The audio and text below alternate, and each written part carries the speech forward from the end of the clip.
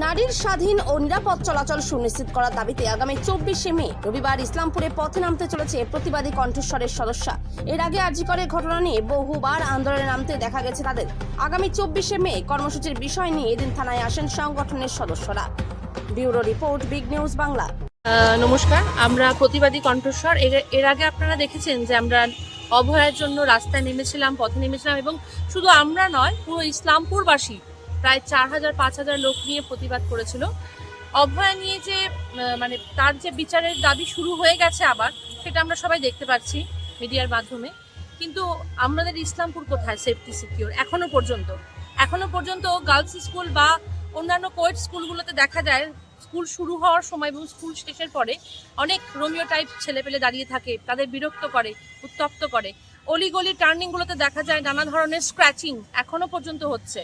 তো এই দাবিগুলো নিয়ে, প্লাস আমাদের যেই রুমগুলো ফাঁকা রয়েছে, ওই কোয়ার্টারগুলো, সেখানে যে এত মাদকদ্রব্য পাওয়া যায় বা এই যে এত নেশা জিনিস, যদি আমরা একটা স্বচ্ছ ইসলামপুর তৈরি করতে পারি, এর আশাতে, এর দাবিতে আমরা আবার পথে নামতে চলেছি এবং সমগ্র ইসলামপুরবাসীকে আহ্বান জানাচ্ছি, আমাদের সাথে থাকুন। ইসলামপুর আমার একার নয়, আপনাদের সবার, আমাদের সবার সেই দাবিতে। কি কি কর্মসূচি রয়েছে সেদিন? আমরা আই লাভ ইসলামপুর থেকে সবাই মিলে একটা মিছিল করে এসে আমরা এখানে একটা ডেপুটেশন দেব যে স্যার, আমাদের এটা দাবি।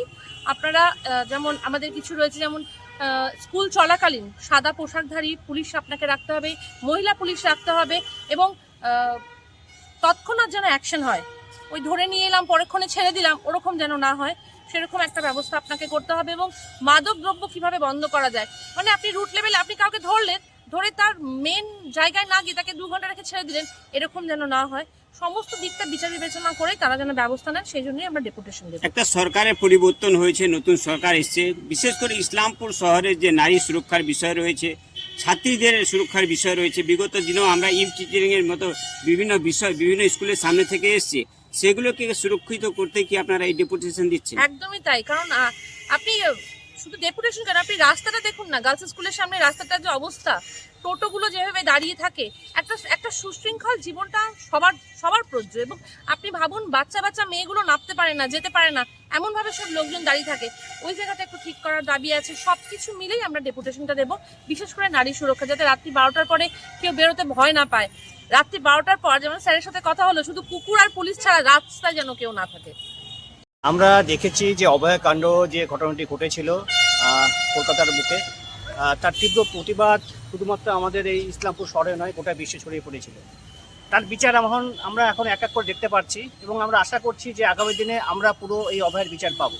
কিন্তু ঘটনা হচ্ছে, আমরা যে শহরে বসবাস করছি এবং তার পার্শ্ববর্তী এলাকায় যাতে দ্বিতীয় অভয়া কাউকে হতে না হয়, নারীরা যাতে একদম স্বতন্ত্রভাবে কোনো রকম উত্তক্ত ছাড়াই যাতে চলাচল করতে পারে, তার লক্ষ্যে কিন্তু আজকে আমরা ইসলামপুর থানায় এসেছি। আমাদের যেটা রয়েছে সেটা 24 তারিখে আমাদের একটা ডেপুটেশন কর্মসূচি রয়েছে।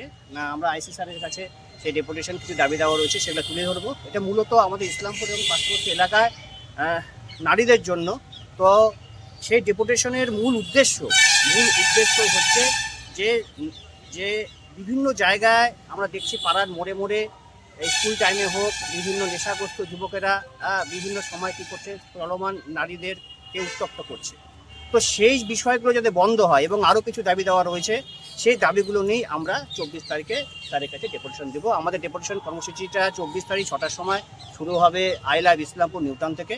সেখান থেকে জমায়েত করে আমরা এখানে এসে স্যারের কাছে আমরা আমাদের দাবিপত্রগুলো তুলে দিব। আমরা সমগ্র ইসলামপুরবাসীর কাছে আবেদন করছি, আপনারা যেমন অভয় কাণ্ডের সময় আমরা সবাই একসাথে যেভাবে ঐক্যবদ্ধভাবে একটা বড় আন্দোলন করে তুলতে সক্ষম হয়েছিলাম, আমরা 24 তারিখেও যাতে আপনারা সবাই 6টার সময় আই লাভ ইসলামপুরে আপনারা আসবেন। আমরা আবার ঐক্যবদ্ধভাবে সুশৃঙ্খলভাবে আগামী দিনে আমরা সুশৃঙ্খলভাবেই একটি জমায়েত আমরা ইসলামপুরবাসীকে দেখেছিলাম, সেই সুশৃঙ্খলভাবেই আমরা ইসলামপুর থানায় আসবো, আইসি স্যারের সাথে আমরা ভিজিট করব, এবং আমাদের যে দাবি দাওয়াগুলো রয়েছে সেই দাবি দাওয়াগুলো আমরা তুলে ধরবো। আমি আবার বলছি, এটি মূলত ইসলামপুর এবং তার পার্শ্ববর্তী এলাকায় যাতে দ্বিতীয় অভয়া কাউকে হতে না হয়, এবং নারীরা যাতে রাত্রি 12টার সময় যাতে একা বের হতে পারে, সেরকম পরিবেশ, সুস্থ পরিবেশ আমরা চাই। আমরা তো অভয়ের জন্য আগেও নেমেছি, ইসলামপুরবাসীও নেমেছে। তো আমাদের এখন কথা হলো যে আমরা যে ইসলামপুরে চলবো, এখন আমাদেরকে বলেছে যে রাত্রি যখন ইচ্ছে আমরা বের হতে পারি, কিন্তু তার জন্য একটা সুস্থ পরিবেশ দরকার। এখন রাস্তায় মোড়ে মোড়ে যদি ছেলেরা দাঁড়িয়ে থেকে যদি আমাদেরকে একটা টোন্টিং করে, তো নিশ্চয়ই আমি ওখানে সেফ নেই। তো আজকে আমরা এখানে একটা পারমিশন নিয়েছি যে আমরা আবার রাস্তায় নামছি। আর ইসলামপুরবাসীকেও বলছি যে নতুন সরকার যেরকম এসছে, তাদের কাছে আমাদের একটা আশা তো আছেই, যেরকম অভয়ের কেসটা উঠে এসছে আবার, সেটার একটা বিচার হবেই। এবং সেই বিচারের সাথে সাথে আমাদের ইসলামপুরে যাতে একটা সুন্দর পরিবেশ গড়ে ওঠে, তার জন্য আমরা আজকে এসেছি। কি নাম আপনার? পৌলমী গৌরনিয়োগী, আমি প্রতিবাদী কণ্ঠস্বরেরই সদস্য।